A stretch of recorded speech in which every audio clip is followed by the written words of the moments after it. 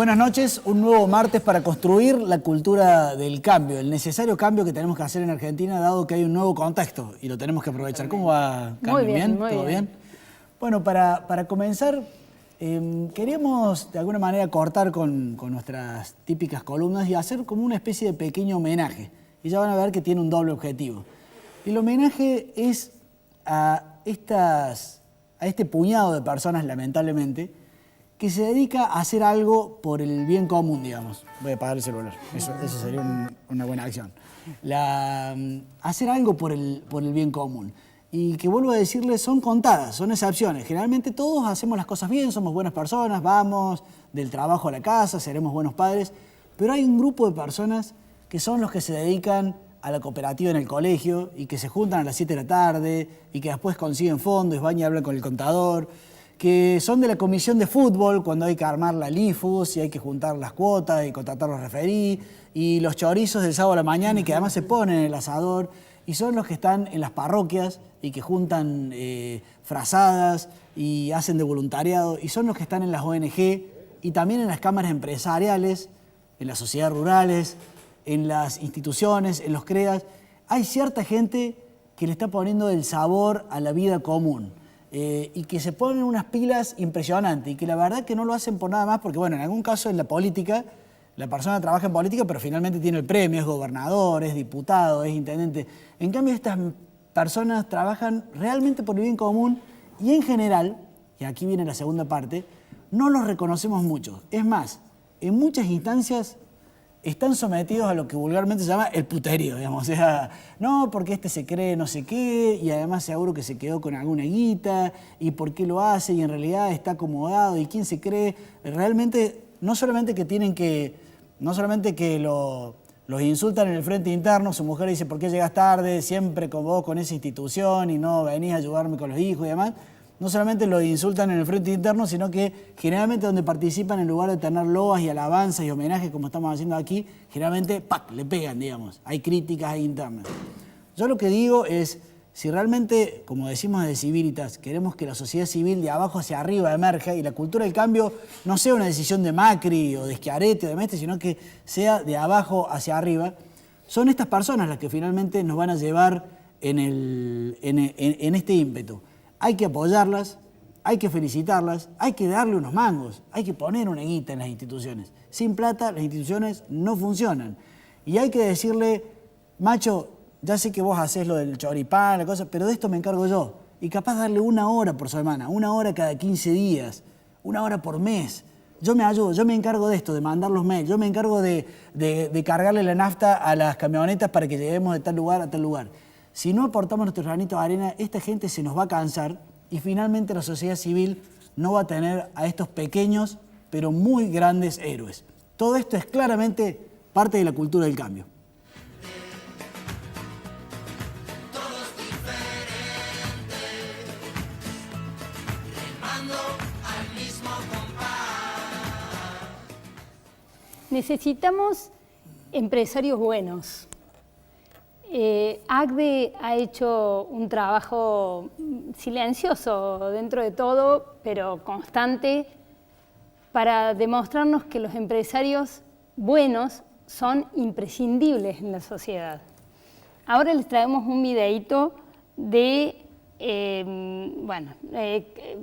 no me acuerdo el nombre del filósofo argentino que dice esto, pero este hombre nos muestra claramente que el empresario del capitalismo bueno, por decirlo, es el que nosotros valoramos bien y es imprescindible y tenemos que hacerle buena prensa.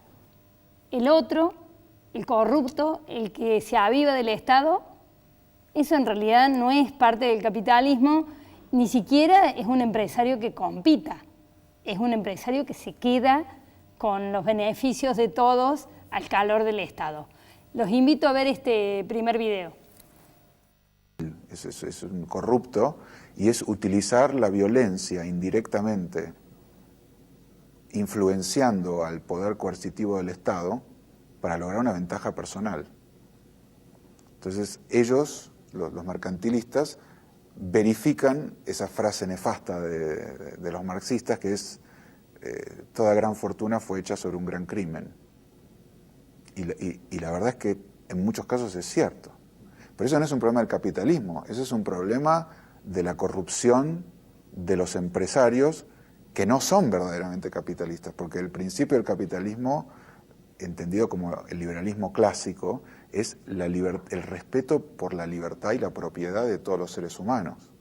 Entonces, al no tener una ética y al ver en el mundo el ejemplo corrupto de los poderosos que al no tener ética se escudan en el Estado para hacer sus negociados, muy hábilmente, porque hay gente, o sea, hay muchos que son idiotas útiles, como decía Lenin, o no sé si era Lenin o Khrushchev, no, alguno de ellos decía los idiotas útiles. Pero hay muchos que no, pero algunos no son idiotas, son los que usan a los idiotas útiles, los que son los manipuladores. Y esos manipuladores esconden el verdadero anillo de poder corrupto, ¿no? Como de Tolkien, el Ring of Power. El anillo es el poder coercitivo del Estado, que es usado por algunos empresarios o políticos para su propio beneficio a expensas de todos aquellos que resultan abusados mediante un uso de violencia indirecto y por ello no muy visible, como por ejemplo, no sé, la inflación.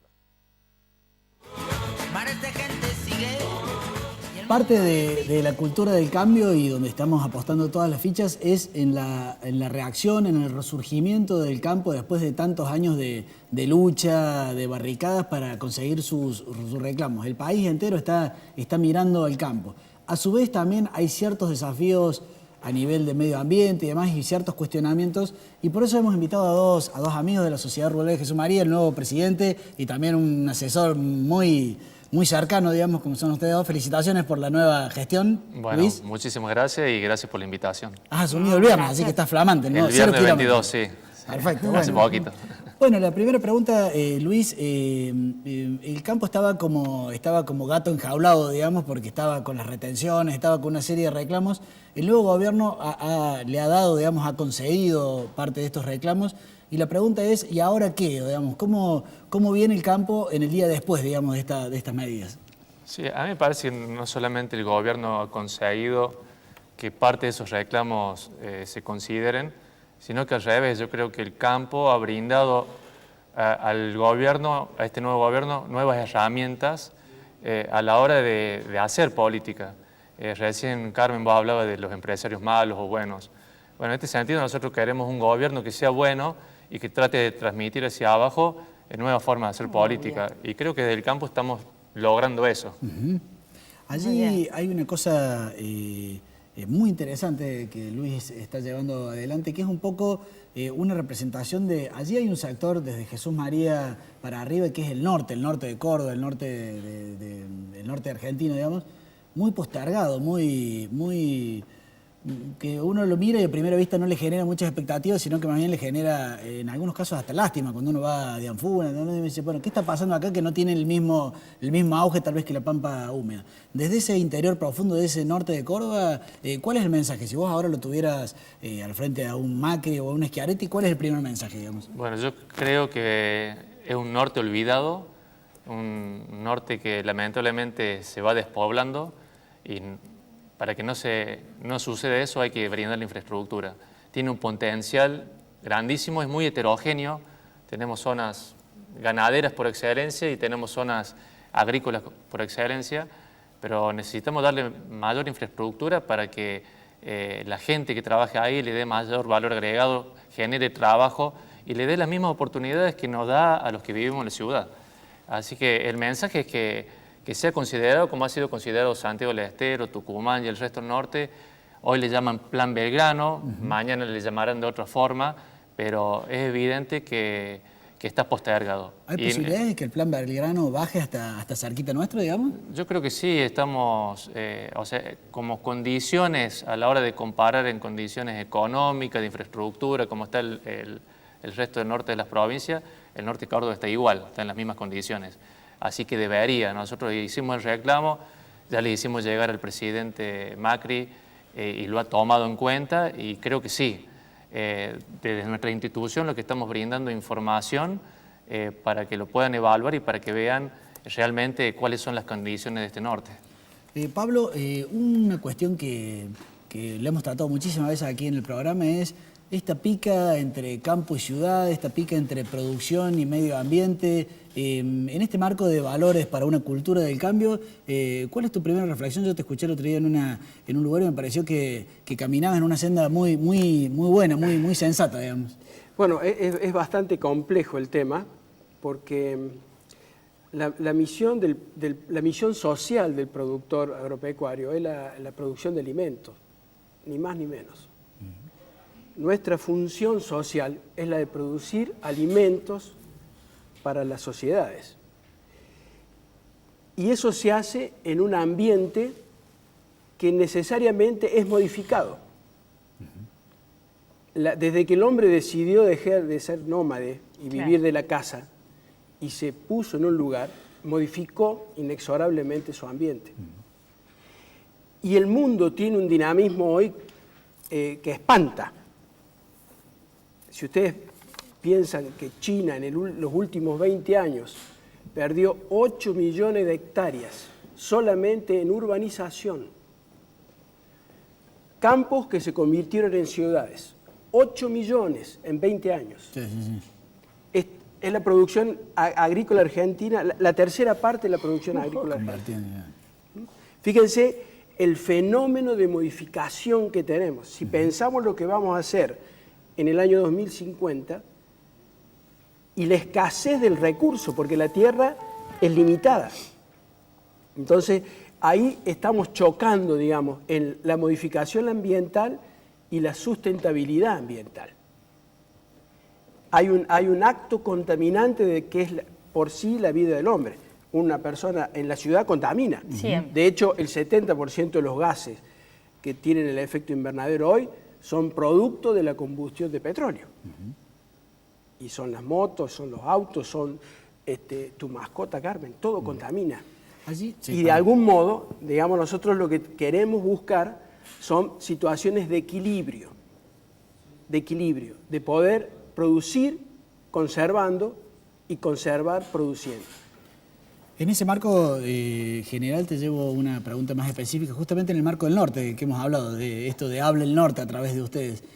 Allí hay una cuestión muy concreta que es esto de que se están yendo los bosques nativos y que la producción avanza. Algunos que dicen las inundaciones es culpa de la soja, digamos, hay como mucho mito dando vueltas en la calle.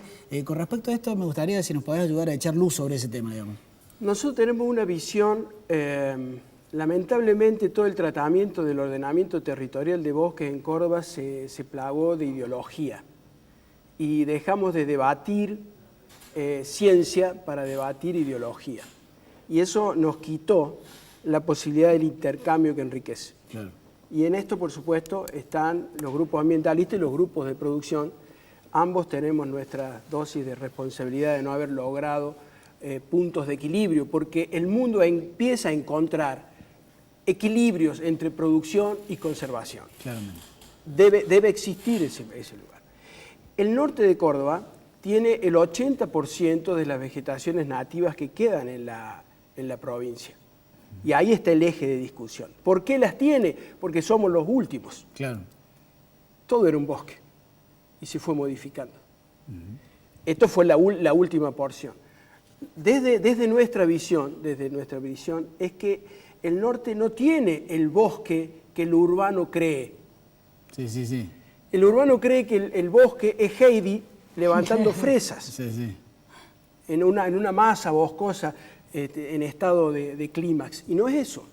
Los bosques tienen un gran deterioro, van quedando formaciones, entonces deben tener un tratamiento. Claro. Y ese tratamiento debe ser un tratamiento inteligente, interdisciplinario, en donde nos podamos sentar ecólogos, ambientalistas, productivistas. Nuestro eje es el hombre, que ciertamente modifica con el objeto de generar mejor bienestar, no solamente para el rural que vive, sino para el urbano que come el alimento que el rural produce. Luis, volvemos a las oportunidades del campo frente al nuevo contexto. Aún así, comentábamos el otro día en la Expo Agro, hay nuevas inquietudes, hasta la metalmecánica vinculada al agro está contento y demás. Sin embargo, bueno, tenemos también nuestras incertidumbres, tenemos nuestras inundaciones. En estos momentos, chusmeanos un poco, ¿qué se habla en el ambiente del gremialismo del campo? ¿En qué están? En las últimas reuniones ya no se están juntando en las rutas pidiendo bajen las retenciones, pero ¿cuál es el último estado de deliberación de la gente del campo? A mí me parece, vos me hablas de gremialismo. Tenemos la oportunidad que hoy tenemos varios funcionarios dentro de la Nación, dentro del Ministerio de Agroindustria, que han pertenecido a la línea nuestra de formación, CRAC, Artés, Rurales Jesús María. Creo que hoy estamos buscando una ida y vuelta entre ellos, primero, para que ellos nos brinden herramientas para potenciar nuestra producción, pero a la vez ellos necesitan propuestas. Entonces, hemos cambiado el reclamo por las propuestas. Entonces, en el caso Norte Córdoba, nosotros tenemos mucho desarrollo en lo ganadero y también queremos darle más agregado valor a lo que es nuestra producción. El Norte Córdoba, por excelencia, produce maíz. Entonces, bueno, ahora tenemos que buscar las herramientas financieras y técnicas para que ese maíz no vaya al puerto, ya sea transformado en proteína animal como la vaca, el cerdo o quién sabe el día de mañana con energías renovables. Entonces, bueno, ahora ese planteo desde la rural, desde Jesús María, creo que nuestra responsabilidad es tratar a brindarle la confianza de encarar una nueva inversión, porque por ahí el producto es bastante reacio, darle las herramientas, pero a la vez proponer herramientas financieras, que es lo que hoy necesita, es que antes las tenía, pero no tenía la confianza. Ahora la confianza está, hay que apoyarle con esas herramientas. Cuando se hable del norte de Córdoba y de los proyectos del norte, ¿tenés expectativas de que te van a invitar o no? Como representante de la sociedad rural. ¿A nivel nacional, me decís? A nivel nacional y provincial. No, yo creo que sí. O sea, nosotros, Jesús María abarca una región muy importante y claro, nos están invitando, ya nos están invitando y estamos participando. Ya la semana pasada estuvimos con el ministro de Energías Renovables ya propiciando este tema de energías en el norte. ¿Cómo sería, Pablo, y con esto la última pregunta, cómo sería un primer paso para que estos grupos que, sobre todo, tan radicalizados, que siguen instalados al frente de donde se iba a instalar Monsanto y demás, o sea, hay grupos muy radicalizados. En el medio de los moderados, ¿cuál sería el primer paso para encontrarse y dialogar? ¿Cómo se logra eso? Nosotros creemos que cambiando miedo por conocimiento es el primer punto. Si yo te digo, este producto te va a producir un cáncer, o si la tala de un supuesto árbol me va a quitar el oxígeno, estoy generando un acto de terror. Claro. Entonces, la primera cuestión es hablar con conocimiento. Entonces, por ejemplo, nosotros tenemos información, porque estamos trabajando sobre el proceso de imágenes, que la superficie agrícola en el norte de Córdoba no creció. Claro. No es real que se voltee un bosque para hacer una soja, no es real. Nosotros tenemos elementos objetivos que indican eso. Entonces, la primera cuestión es sincerar. ¿No es cierto? Nosotros pretendemos tener una visión desde nuestro sector, que por supuesto es productivista, pero que busca con objetos... Están abiertos al diálogo. Absolutamente. Te meto Sí. un bocadillo ahí. Nos van a echar. Sí, nos están haciendo ya señas por el tiempo, pero es fundamental que el político, que el ejecutivo se involucre en facilitar que ambos sectores se sienten a dialogar y que ambos sectores tengan el mismo peso específico a la hora de discutir. Muchas gracias por haber venido. Yo aporto mi visión como ciudadano, no soy del campo. En la Sierra de Córdoba, donde yo voy a veces a veranear y demás, cuando esos grandes pinares, alguien sacaba un rédito económico, los cortaban, los talaban. En el momento en que los dejaron y fue bosque virgen, nadie los taló, se cayeron y los incendios vienen y arrasan con todo. O sea, efectivamente, cuando hay mano inteligente aplicando es mucho mejor. Si les parece, un cambio rotundo, como siempre hacemos en distintas pinceladas en esto que es parte de la cultura del cambio. Esto es un consejo muy concreto para los padres que nos están viendo, sobre qué hacer con el tema digital de nuestros hijos. La seguridad digital, y está hecho por la Fiscalía de la Ciudad de Buenos Aires. muy buen material. A verlo. Navegación, que hay personas perversas, pedófilos, que ven a nuestros hijos como presa, ¿no? Y que los tenemos que cuidar tanto como los cuidamos en la vida real, cuidarlos dentro de Internet. Para que ustedes tengan una idea de por dónde viene esta preocupante amenaza. La pornografía infantil es la principal causa de denuncias en un 88%. Después le sigue el acceso ilegítimo a comunicaciones por parte de personas que se meten en la computadora con un 5%. El daño informático es otra de las denuncias que se hace un 3%. El grooming, que tiene que ver con el acoso telemático a los chicos a través de las computadoras, un 2%. Y casos de hostigamiento. Los padres tenemos que convertirnos en una suerte de padre digital. ¿Qué significa esto? Saber de qué manera funcionan los dispositivos. Antes en las casas solo había una computadora en el living, en el escritorio. Ahora los chicos tienen un dispositivo personal, tienen celulares, tabletas, demasiados dispositivos que tal vez nosotros, por falta de tiempo, no llegamos a dominar. ¿Hay algún tipo de recomendaciones a tener en cuenta? Por ejemplo, para que nuestros chicos no corran riesgos, tenemos que conocer todos los sitios que navegan nuestros hijos, chusmear, acercarse, hablar con ellos, bloquear el contenido que no sea apropiado, explicar que no deben revelar la información de importancia que tiene que ver con movimientos familiares. Claro, cuando están solos en la casa. Claro, estar atentos a las cámaras, a los cambios de humor de los chicos. ¿Por qué motivo? Porque un chico tal vez se relaciona con gente que no llegamos a conocer y por ese motivo es muy importante dialogar siempre. Ayer oí una noticia fantástica, pero fantástica, que se necesitan hoy en Argentina 20.000 programadores, que hay trabajo para ellos y que el sueldo básico son $1.000. Realmente es buenísimo. Programadores informáticos. Pero no tenemos. Chicos, pónganse las pilas, apúrense, porque esto es un sector de máxima demanda. Se está exportando muchísimo conocimiento, como decimos nosotros, muchísimo software en este tema. Y yo les quería mostrar una foto muy impactante que ayer se difundió por Twitter, que es dónde están concentradas las conexiones de Wi-Fi del mundo, especialmente. Y esto quiere decir en dónde se hacen más interacción en esas conexiones, o sea que suben y bajan cosas y información. Quiere decir que son puntos calientes de uso de Internet. Es realmente, no estamos ni a palo cerca de esos puntos. Pero el Internet, la programación, la tecnología, es lo que nos puede acercar a esos puntos más calientes, que son de generación de trabajo y por lo tanto de generación de recursos. Bueno, esto nos parece clave. Ya Mauricio Macri nos ha dicho que necesita 100.000 programadores. Yo verifiqué la información, hoy ya 20.000 tendrían trabajo, así que los 80.000 tienen estos 2-3 años para recibirse porque hacen falta. Esto que está hablando Carmen también es parte de la cultura del cambio.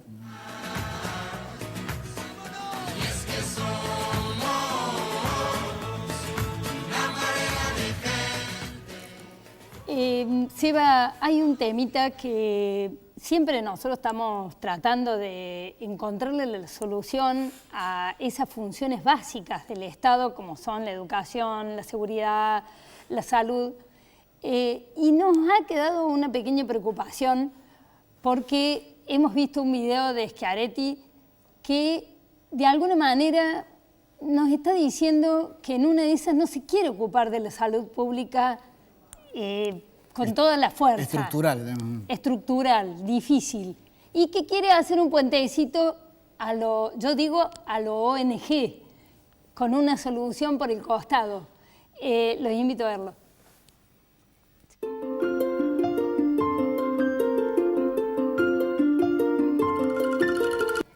Poner ya en funcionamiento este programa de las salas Q.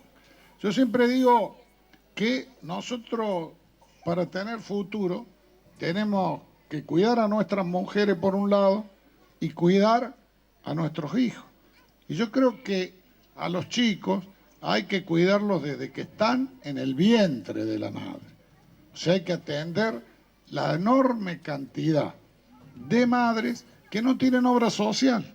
Entonces, como no tienen obra social, tienen que andar penando por los hospitales y por allí muchas ni saben que se tienen que hacer los estudios, ni saben cuáles son, digamos, los exámenes que tienen que hacerse.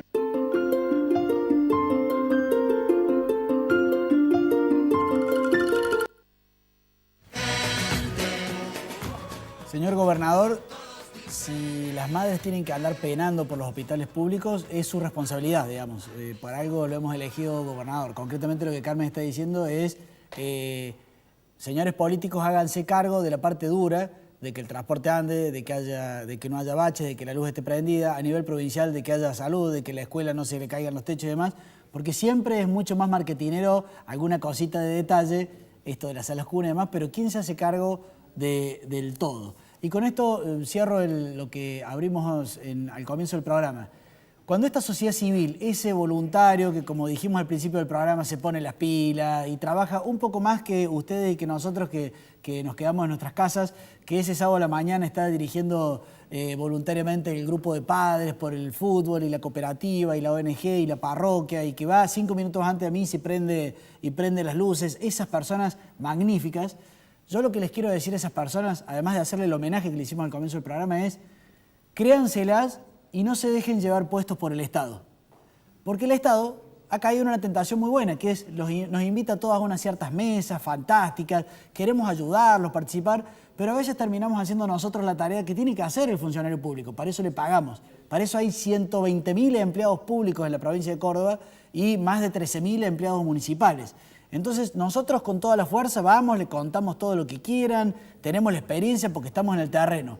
Pero son ellos los que tienen el presupuesto público y son ellos los que tienen que trabajar en las soluciones estructurales. Nosotros en la micro, ellos en la macro. En cuanto se empiece a distorsionar esto y en cuanto me tiren 15.000 pesos para a través de mi ONG hacer algo, estamos empezando a distorsionar la milanesa. Carmen.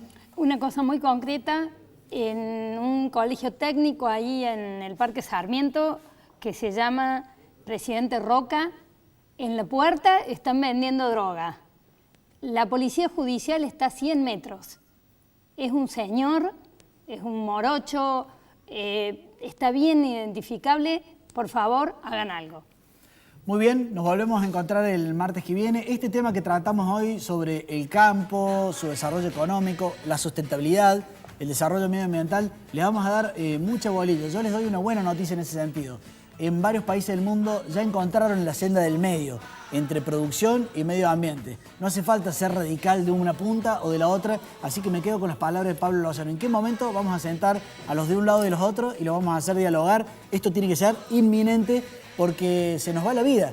El campo tiene que reactivarse, pero no queremos que sea a costa del medio ambiente. Las dos cosas se pueden lograr. Nos volvemos a encontrar el martes que viene. Chau, hasta luego.